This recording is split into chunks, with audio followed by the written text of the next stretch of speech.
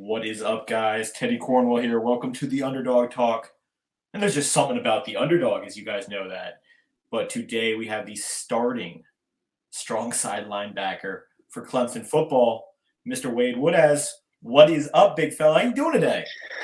I'm doing good. I got it. Another day, Same old, same old. Same Yep. old, same old. Another day, another dollar. And I should have said, "How are you doing, big number 17?" Yeah, big number 17. And could you tell us a little bit about yourself, Wade? Where you grew up, what offers you received, and then why choose Clemson football? Yeah, so I'm born and raised, and I was born in Tampa, but I live in a suburb just outside of it called Wesley Chapel. Um, I got an older sister and a younger brother, and then both my parents raised me. And then while I was getting recruited, I had 30 offers. My top ones are obviously Clemson, Utah, Louisville, Iowa, um, USF. Those are just a few to name. And then obviously I chose Clemson because being in middle school throughout the playoff runs and then watching them win a national championship in Tampa is just and there was a bunch of guys from Tampa like Deion Kane, Ray McLeod, who are all went to Clemson, and to see them and yeah, I just never that was my dream school. And when they started recruiting me, it was a no-brainer. But literally, once I got the DM from Coach Venables at the time, it was over for every other school. I was like, yeah, that's where I want to go. So, And there's nothing like Clemson football, is there? Obviously, there's some greats that have gone there recently, and when you think of Clemson football, you think of it producing elite players, and obviously good choice on that. And I don't know if you've heard what your coach has said about you, the one and only Mr. Sweeney. He said this about you, quote unquote, he's a baller. He's a fun guy to coach and a fun guy to watch play because he plays the way you want everyone to play. Did you hear that your coach said said that about you yet? no, I have not. Really? Okay, breaking the news first to you. So Dabo said that about you. That's a pretty big nod. And obviously, Coach Dabo is truly one of the best. What is it like to play with him, play for him, and why is he such an elite coach? I absolutely love playing for him. I would say what makes him elite is his ability to challenge you. Obviously, he's going to build you up, but he's also going to call you out when you need it, which everyone needs to be pushed. It don't matter how great you are. And his ability to challenge everybody from our nutrition team to a linebacker like me, he will challenge everybody in the Clemson facility, and I think that's what makes him great and why Clemson has been sustained for so long now. 100%, 100%. So you're going into your junior season at Clemson, right? Correct. And you're going to be the starter at the strong side linebacker going into the 24 season, right? Right. I'll be starting at Mike. Okay. Which is the strong side. Yeah. And is this your first season starting for Clemson? Yeah. I mean, I've started like in and out. Mm-hmm. Obviously, a couple games, but never every snap. I started the ACC championship my freshman year, but that was at safety, and then Kentucky. Those are the only two games where I played every snap, and then like Georgia Tech this past year as well, I guess. So. And is that your Georgia Tech game, the one where you got that interception, sir, for the pick six? No, that was the pick six was Charleston Southern. I started that game. I saw that, but you had a highlight play against Wake Forest. I think it was a sack. It was a nice sack. Yeah, Wake Forest. I had 2 sacks. Yeah. Oh, all right. Correct me on that. 2 sacks. Yeah. I love that. I love that. What are your emotions? Going through your head that you're going into the season as a starter now for Clemson football. There's no on and off. You're going into the season locked in. What is that like? I wouldn't say it's any different. Mhm. I would say I've had the same mentality since I've got here, and I feel like if you treat it differently, then like if you're like, oh crap, like now I'm playing, and then you treat it differently, then you were never treating it right in the first place. Like you should treat everything the same because everything has that level of importance. If you get what I'm saying, like your commitment and your preparation for what you're about to do shouldn't ever be affected by the circumstance. 100%. And you should go in each game knowing that you're going to rock and roll. And I think that's what makes a champion, Wade. I think, and I've talked to some high level athletes, and what separates them from those who don't make it is every game, every snap, every hut, they're going 100%. And that's what Right. makes a warrior on the field. And I love to see that. Now the big question for you is, I get to talk to a lot of NFL athletes. You're in college. What is that like juggling, obviously, your academics at such a prestigious school as Clemson and being on a D1 football program like? I'm not gonna lie, it's pretty tough. Like right now, I'm in accounting. Oh, I took that. Yeah, it is the hardest class I've ever taken in my entire life. Yeah. And luckily, we're in the spring, so we're not in the season, and I'm not battling with like learning a game plan for a game that we have coming up. But it gets tough sometimes. That's why I'm really thankful for my high school. I feel like my high school prepared me well for college, and then obviously getting here and our academic team is very good as well with freshman transition and getting adjusted to the college lifestyle and schedule. But it definitely gets tough at times. Like I had a exam this past week and didn't really get the score I wanted, but it's all good though. Gets tough. 100%. It's all about the bounce back, big fella. Right. That's all it comes down to. I took accounting when I was in college, and yeah, that was definitely one of the hardest courses that I've ever taken. So Yeah. I feel you on that underdog talk. If you're taking accounting right now, I mean, hey, best of luck. Maybe hit up Wade. I don't know. Help him out. He'll help you out. Obviously, accounting is accounting. There's no ifs, ands, or buts. Going into this season, obviously, what separates the Clemson football team from the past 2 years that you've been on the team? Is there going to be leadership changes? What sets this team apart from the 23 and 22 season? I feel like we're tired of hearing the talk Hmm. because you know how everybody's been saying, "Oh, Clemson's dynasty is over," and everybody's been counting us out.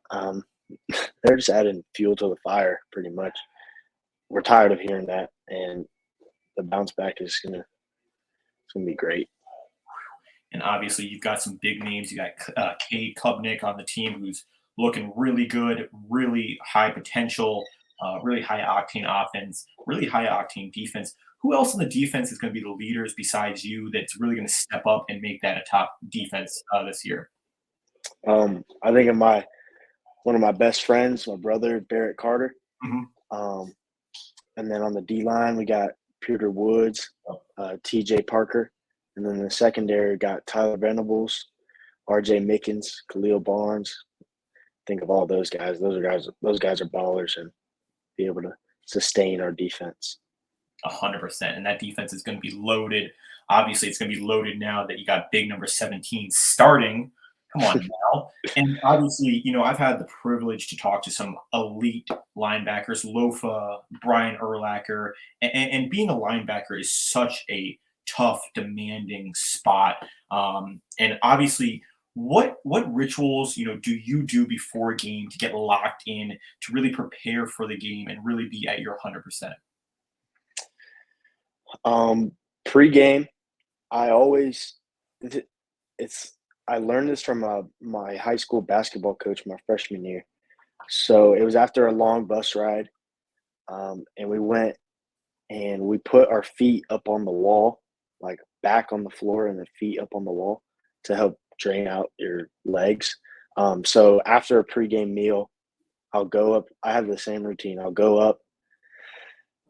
I'll I'll be still in my game warm up or whatever, my travel suit, and I'll go and put my feet up for 15 minutes. I set a timer, and then I sit there and either I'll rest my eyes or listen to music or whatever, depending if I can't really rest. Um, And then right after that, I'll go shower and get dressed and put my suit on, and then I get down to we have a little pregame walkthrough. I get down there pretty early. But I do that same routine after the pregame meal for every game. And I would say that's what helps me really lock in. Yeah, and I think people don't understand the importance of the pregame rituals and how it really can affect your game, and just kind of having that standard routine that you do every game before every game. It really helps, just calm you down and be able to be at your best. Now, who are some of the NFL players you like to resemble your game after, or you look up to, and that you really want to be kind of like and mimic on the field? I would say for sure Isaiah Simmons. Obviously, he's from Clemson, an absolute baller. And then Fred Warner, of course, one of the best linebackers in the league. And um, he's very similar to me in the aspect of his frame, extremely physical. And I feel like every person who plays linebacker should want to play like him. Just watching him play on our iPads, with the Thundercloud app where we watch our film on, you can watch NFL. Oh wow! So I've gone and watched him play, and his vision, and you can see he knows what's coming before it even happens. So definitely, I want to be like him for sure. And Fred Warner's got a read on the game, and truly, obviously, probably the best linebacker in the game right now when he's healthy. And obviously, you're a student athlete, but you're also a football player. So, what are some of the biggest challenges you faced as a football player, and how have you overcome them, Wade? I would definitely say this past year it got tough sometimes when some games we'd be losing, or like we lost a couple games that in my opinion, we shouldn't have lost. And then obviously, if I didn't play as much as I wanted, for a couple of games, and I felt like that I could have had a bigger impact on the team.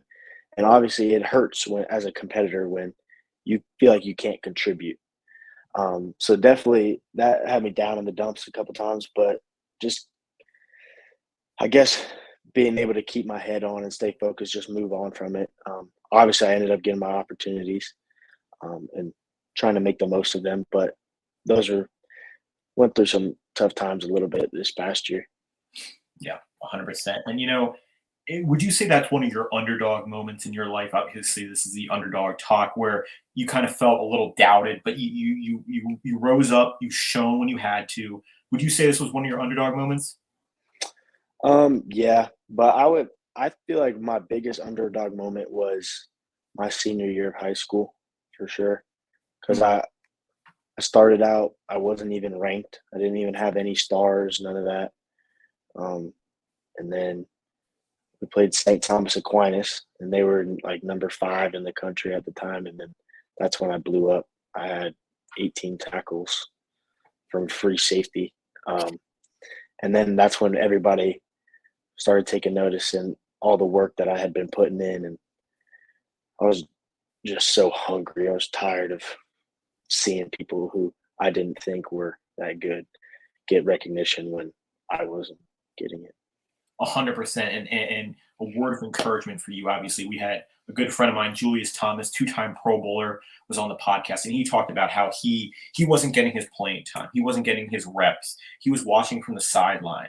You know what he did the next season? Him and Peyton Manning went off. And it's all about the bounce back, all about that next play. You can control what you Right. control, and obviously you're going in the starter this year. It's going to be electrifying for you. Now in a sport as physically demanding as football and being a linebacker where your collisions are through the roof, recovery is key. And we've now really seen the importance of recovery and what it can do for an athlete on and off the field. What are some, methods or techniques you and or Clemson football do to ensure optimal peak recovery? Um, One thing that I've really picked up this past year was yoga. Hmm. So I do yoga pretty often actually. I do it Sundays after the game. I just go in, and it's hot yoga too. So I'll go in there and I'll sweat, and I feel like that's so good. First of all, just to get the body moving, and then by sweating, I feel like you're getting some lactic acid out, and obviously it's a lot of stretching as well. But that really seems to help me a lot. And then in the summer, I do yoga probably 2 times a week. I'll do it on Wednesdays usually because we would have our rest day from lifting, and then I'll do it on a Sunday, of course. And then another thing that I've noticed has really helped me with performance and recovery, sleep in general, is red light therapy. Hmm. I don't know if you've ever seen it. They look like giant tanning beds, but it's actually red light in it. I guess it increases the oxygen in your blood, which you're supposed to do that multiple times a week to truly see the benefits from it. But I have a Whoop. I don't know if you I've seen this. Yes. and you can track all that stuff on your Whoop. And it told me the other day that whenever I do red light therapy, I have like a 3% increase in my recovery. So that's how I know it works. 100% red light therapy. Yeah. Obviously, getting the name out there. I think it also can help with your testosterone naturally, and there's Right. benefits to it, obviously. Now, would you mind talking about what your training is like, especially we're in the off season right now. What is the training in the off season like? I mean, does coach give you a training plan that he wants you to follow, or is it kind of you're on your own until the season starts? We're all together right now as a team. Obviously during spring ball, it's a little different. We don't lift as often because we're practicing a bunch. So we would practice on Monday, Wednesdays, and Fridays, and then sometimes Saturdays too. And then we would lift on Tuesday, Thursday. So like I lifted this morning. And then those lifts are typically the same as like an in-season lift. It's more of a whole body workout. Get your blood flowing. You're not going as heavy because you got a lot on your legs when you're practicing. But when we're out of spring ball, we get down and dirty in the weight room for sure. We're in there.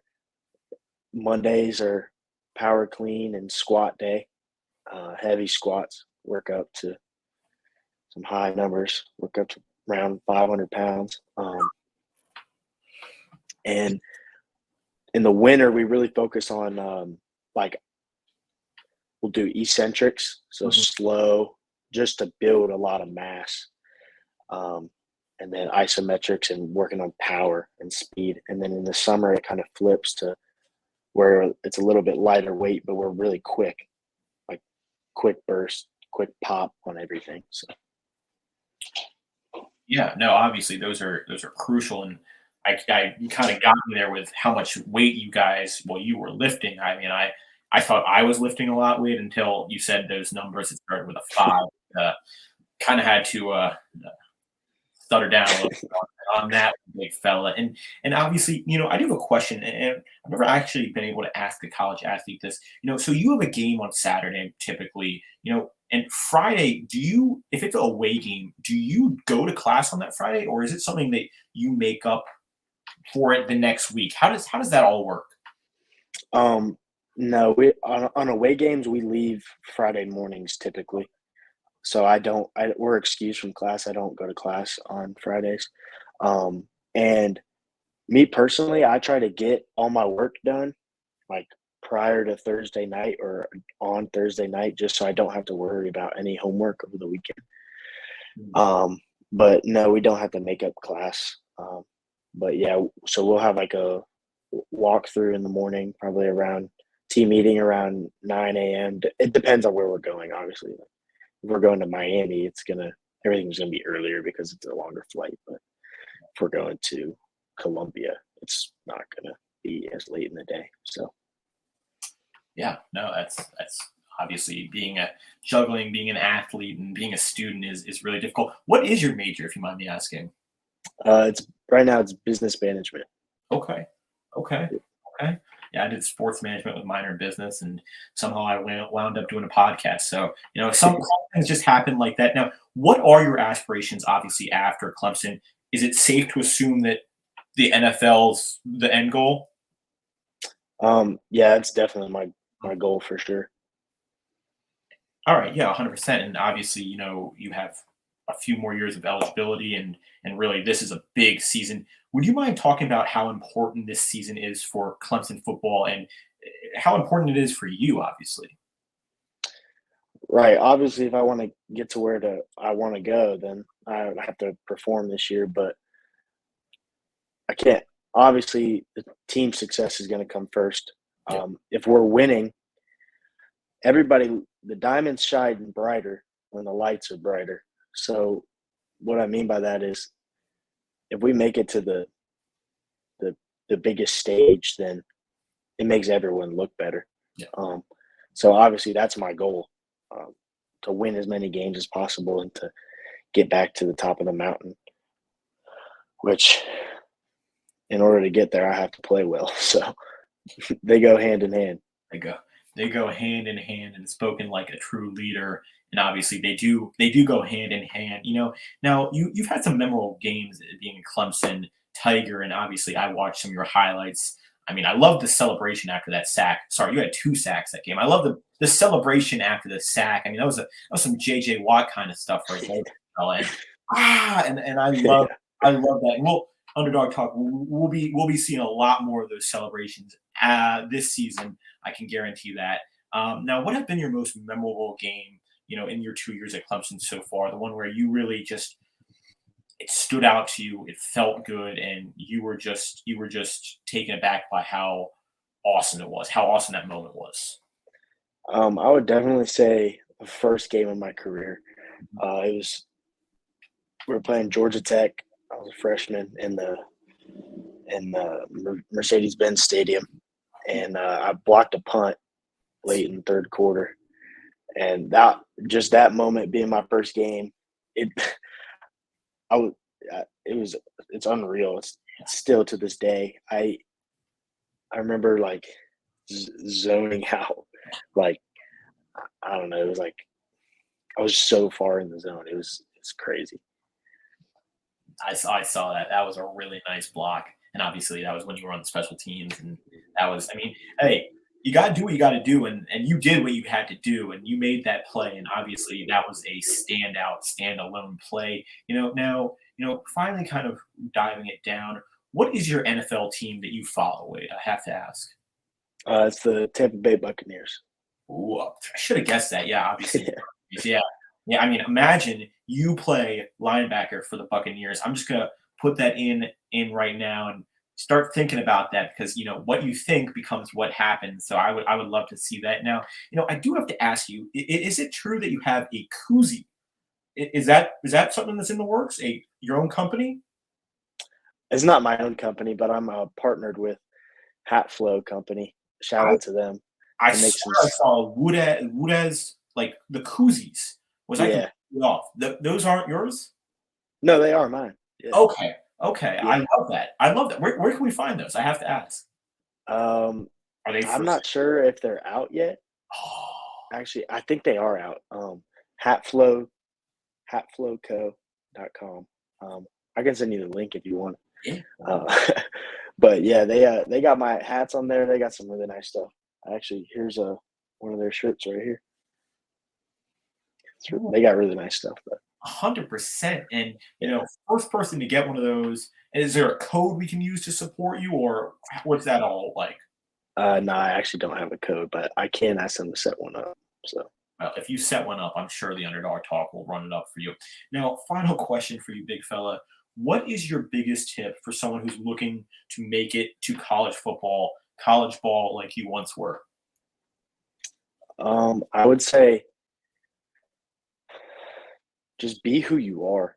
Mhm. Don't A lot of kids, I was one of them, get caught up in you see all the 7-on-7, the rivals, the all those type of camps and stuff like that.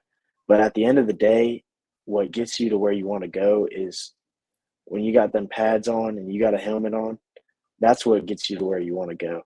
Obviously, you can test well and look good with all those numbers, but if your film don't stand for it, then you're out of luck. Sorry, but just be who you are. don't get caught up in all the nonsense. Mhm. Just go out there and then dedicate yourself to it. If you want it, go get it. You can't be half in, half out. You got to be all in. You got to go get it if you want it. So 100%. If you want something, you got to grind. You got to live and breathe it. I think they say, Wade, and you did, and you lived and breathed it. And now, your dream, first part of the dream, because I know the second part of the dream is yeah. playing for Clemson football, man. And congratulations on that. Now, before we go, the floor is yours. Where can we find that social media? Anything you want to shout out? The floor is yours, big fella. My social media is just Wade Woodaz. It's my name. That's my Instagram, and then Twitter is Wade Woodaz _. Yeah, and I want to shout out my mom and dad for raising me and instilling good values in me and treating me or teaching me to work hard and give 100% effort and everything. And then I want to shout out my older sister and little brother for being my motivation and allowing me to lead them and help inspire them.